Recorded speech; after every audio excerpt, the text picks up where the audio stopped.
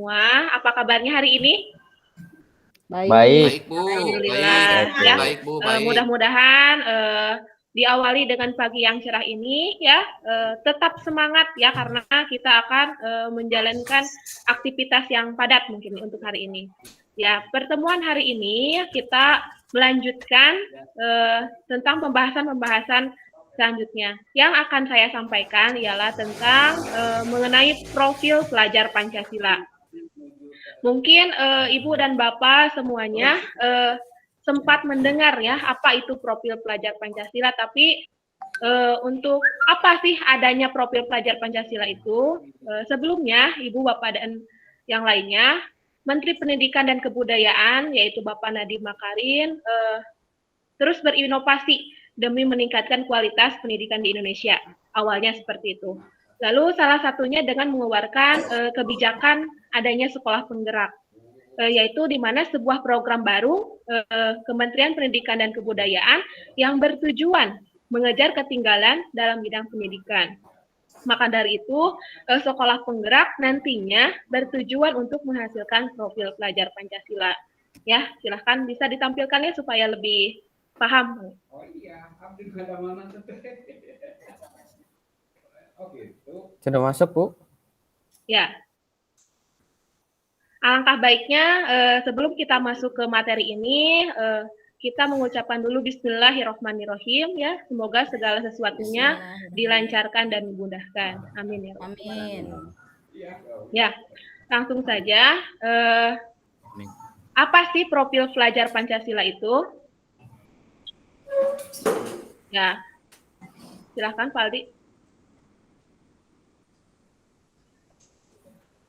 Profil pelajar Pancasila itu adalah artinya maksudnya ialah perwujudan pelajar Indonesia sebagai pelajar untuk sepanjang hayat yang memiliki kompetensi global dan berperilaku sesuai dengan nilai-nilai Pancasila. Nah, di sini saya akan menjelaskan ya yang pertama tentang tadi sudah dijelaskan ialah tentang profil pelajar Pancasila. Lalu nantinya kita akan mengenal ya apa itu ciri-ciri dari profil pelajar Pancasila dan nantinya bagaimana sih mengimplementasikan atau menumbuhkan karakter peserta didik kita di sekolah sesuai dengan profil pelajar Pancasila yang diharapkan. Moderatornya siapa? Ya, selanjutnya untuk lebih jelasnya kita ulas lagi ya. Mudah-mudahan Bapak Ibu paham dan bisa memahami dan bisa mengaplikasikannya nanti di peserta didik di sekolah masing-masing. Yang bisa ditarik ialah tadi dalam mukhodimah atau dalam pembukaan ialah profil Pancasila ini ialah perwujudan ya pelajar di Indonesia sebagai pelajar sepanjang hayat yang dimiliki yang harus memiliki kompetensi global dan berperilaku sesuai dengan nilai-nilai Pancasila. Mungkin sampai pemahaman yang dapat Ibu pahami dan Bapak pahami, ada yang mau menambahkan atau mungkin sudah jelas seperti ini? Ya, silakan Bu Pipit. Menurut saya, jadi kan judulnya juga profil pelajar Pancasila gitu ya. Jadi kan kalau Pancasila itu ada 5 sila gitu ya, dari ketuhanan yang Maha Esa, kemanusiaan dan seterusnya. Nah itu ada semua di dalam profil pelajar Pancasila menurut saya, jadi harus ada gitu, itu tujuannya. Ya, betul sekali ya, karena kita kan berpacu pada Pancasila itu tersendiri ya. Ada lagi yang mau menambahkan mungkin dari pemahaman Bapak dan Ibu semuanya? Saya, Bu. Ya, silakan Bapak Ridwan. Mungkin pemahaman saya juga sama seperti Bu Pipit yang tadi disampaikan, bahwa pelajaran Pancasila itu memang harus mencakup 5 dasar yang ada di Pancasila, gitu, dari mulai ketuhanan yang Maha Esa dan seterusnya sampai keadilan sosial bagi seluruh rakyat Indonesia. Mungkin itu, Bu. Mungkin sama saya dengan Ibu Pipit. Ya, bisa ditarik kesimpulan ya bahwa kita tidak boleh terlepas dari apa itu 5 sila yang terkandung dalam Pancasila itu tersendiri ya. Selanjutnya mungkin Baik, terima kasih Pak. Kita akan mengenal ya, mengenal ciri-ciri ada apa saja sih ciri-ciri profil pelajar Pancasila ini?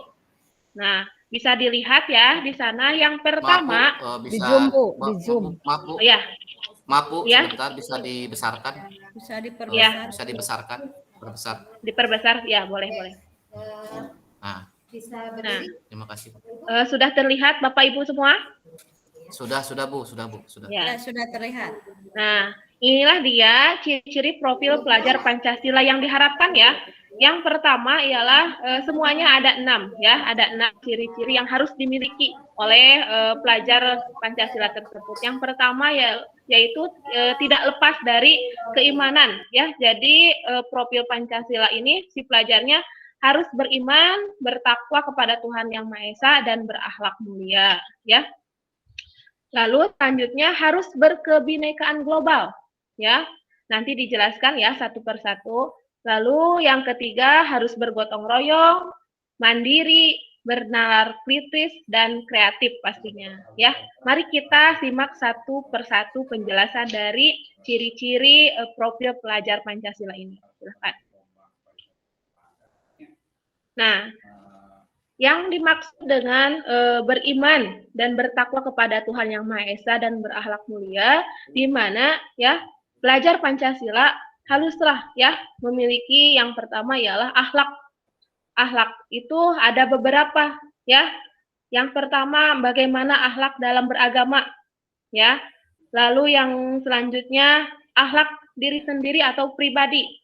Bagaimana kita berakhlak seharusnya ya. Lalu yang ketiga, akhlak kepada sesama manusia, ya. Selanjutnya, bagaimana akhlak kepada alam dan bagaimana akhlak kepada negara. Dan hubungannya dengan Tuhan Yang Maha Esa.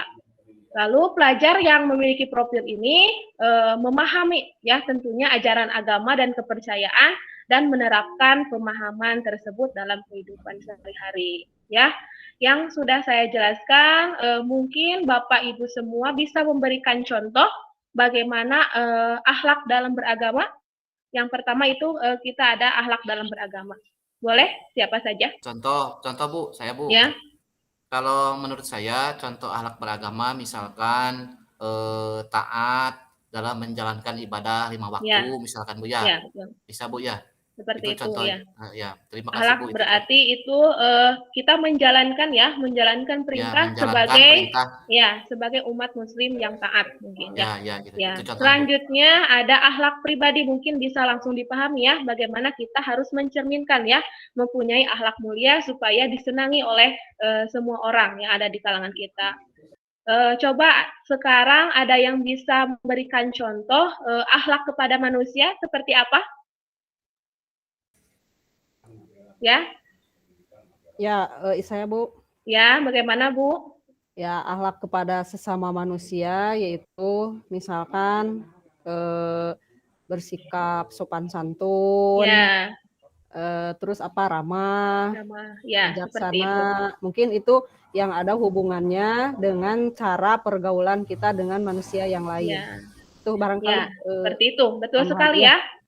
Lalu selanjutnya, Mangga mau menambahkan? Silakan Bu Pipit. Pergaulan kepada manusia itu misalnya dengan tetangga, Bu. Jadi harus baik dengan tetangga karena yang paling dekat dengan kita gitu, Bu. Iya, seperti Kemudian kalau ada yang sakit, ditengok, itu adalah akhlak dengan manusia ya. Walaupun dalam keadaan pandemi ini kita mungkin tidak bisa ya. Kalau keadaan normal kita saling mengunjungi, saling menengok kalau ada yang sakit atau melayat kalau ada yang meninggal, begitu Bu? Ya, seperti itu. Ya, sangat lengkap sekali ya. Contoh-contoh dari akhlak-akhlak kepada manusia. Memang betul sekali ya. Kita tidak terlepas dari manusia-manusia lain ya, karena kita makhluk sosial yang membutuhkan banyak orang ya. Kita tidak akan bisa hidup sendiri tanpa bantuannya saudara-saudara kita. Lalu selanjutnya ya di sini ada akhlak kepada alam ya. Bisa saya jelaskan maksudnya akhlak kepada alam itu ialah kita harus ya memperhatikan ya keadaan alam sekitar kita. Kita harus peka terhadap lingkungan ya. Misalkan ada yang tanaman ya merusak pepohonan di sekitar lingkungan kita, kita beritahu ya, karena dengan adanya alam kita tidak bisa hidup, ya, karena alam sangat membantu kehidupan kita selanjutnya. Lalu di sini ada yang terakhir ialah akhlak beragama, bernegara, maaf, akhlak bernegara. Maksudnya seperti apa ya? Ada yang bisa menjelaskan? Mungkin Pak Aldi? Akhlak bernegara yaitu yang saya pahami kan ini beriman bertakwa kepada Tuhan Yang Maha Esa. Kalau yang Ya. bernegara itu yang saya pahami yaitu kepada negara kita, sikap terhadap Pancasila yang pertama kita harus tahu pahami dengan Pancasila yang ada di negara kita dan beriman bertakwa kepada Tuhan itu ya seperti ibadah. Ya. Sama seperti Pancasila, seperti itu. Ya. Tambahan saya. Ya. Menurut betul sekali ya. Kita harus berpacu lagi tadi ya, karena ini kan profil pelajar Pancasila. Jadi kita harus mencerminkan ya sebagai warga negara minimal kita memahami apa arti dari Pancasila tersebut. Ya, mangga selanjutnya ada profil yang kedua ialah berkebinekaan global. Nah, maksud dari berkebinekaan global di sini, maaf ya, di sana mungkin ada kesalahan pengetikan ya, harusnya berkebinekaan global ya, nanti bisa diperbaiki, mohon maaf. Maksudnya dalam hal ini profil pelajar Pancasila yang berkebinekaan global itu memiliki semangat ya, memiliki semangat untuk mempersatukan atau mempertahankan budaya luhur ya. Lalu identitas dan pemikiran kita itu harus terbuka ya dalam berinteraksi dengan budaya lain sehingga dalam menumbuhkan saling menghargai dan seterusnya kita terbentuknya budaya baru ya, terbentuknya budaya baru pastinya yang positif ya, yang positif dan tidak bertentangan dengan budaya luhur yang kita punya. Nah, di sana ada komponen-komponen ya yang mencerminkan berkebinekaan global. Ialah yang pertama mengenal dan menghargai budaya ya, minimal kita tahu akan budaya lingkungan yang ada di daerah kita ya. Jangan sampai ketika kita nanti bertemu dengan teman-teman yang di luar daerah, kita tidak menjelaskan apa sih ya kekhasan ya budaya di kita. Lalu selanjutnya bagaimana kita mampu berkomunikasi antara berbagai budaya ya dengan sesama orang Indonesia yang lainnya. Lalu yang selanjutnya refleksi dan tanggung jawab terhadap pengamalan kebinekaan. Ya, kita sering lupa ya akan sejarah. Padahal sejarah itu tidak boleh dilupakan ya, karena sangat banyak sekali ya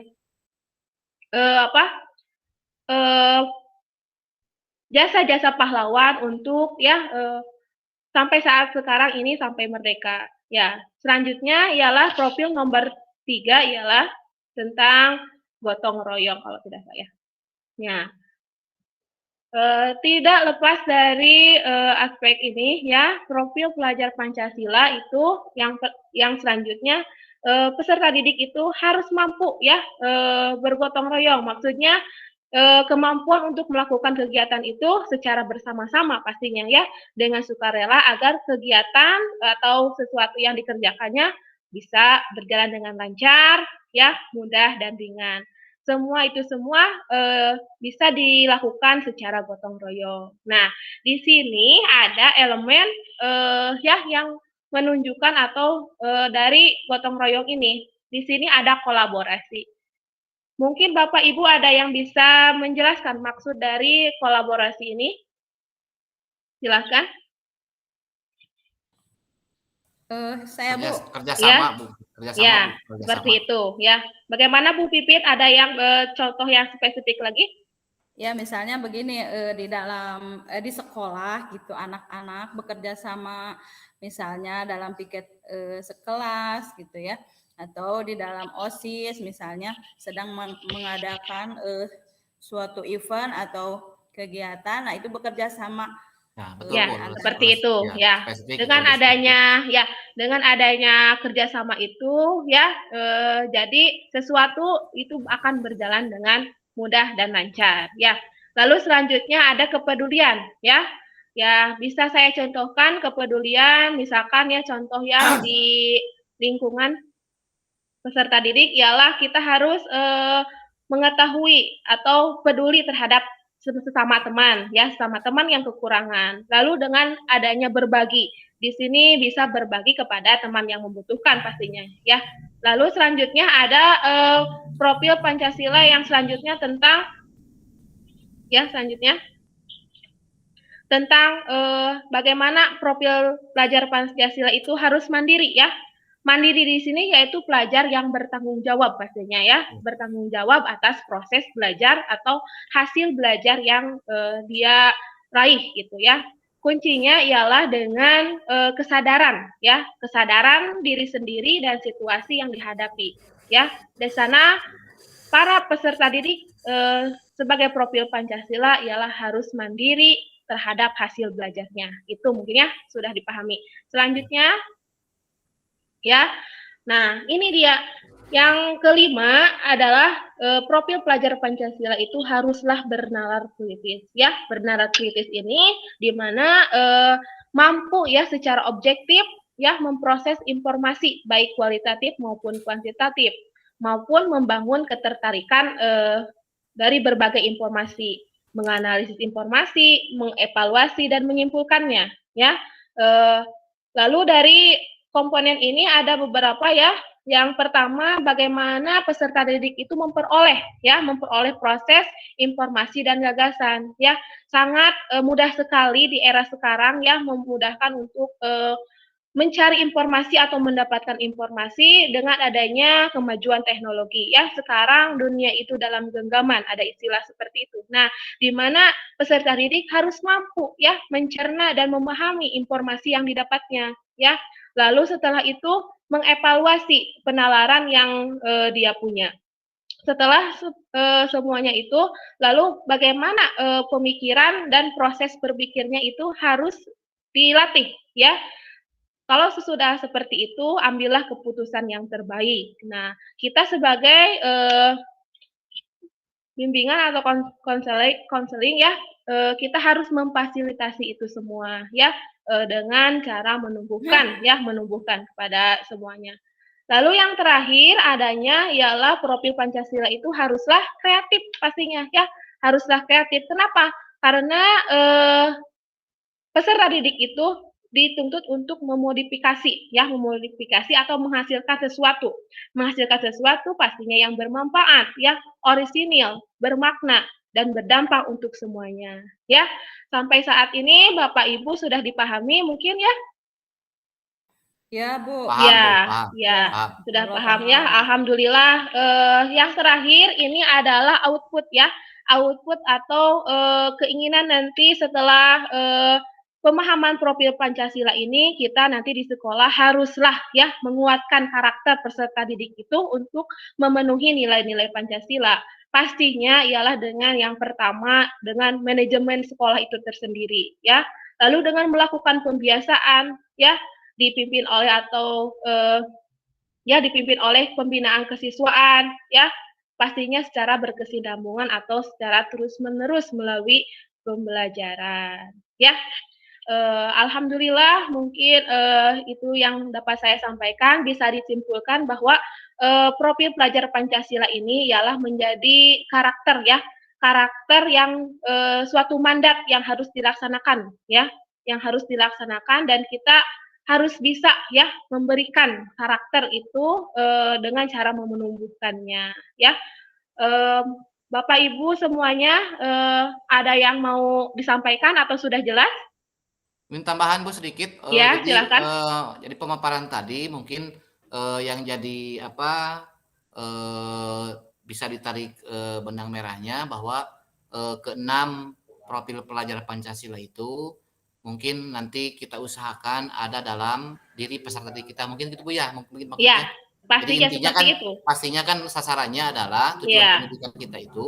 Jadi profil pelajar Pancasila itu jadi acuan untuk anak didik kita nantinya. Iya, Mungkin, Bu, pastinya ya? untuk anak didik kita, karena Ya. kan yang dimaksud ialah pelajar ya, pelajar Ya. yang tidak lepas dari Pancasila ini ya.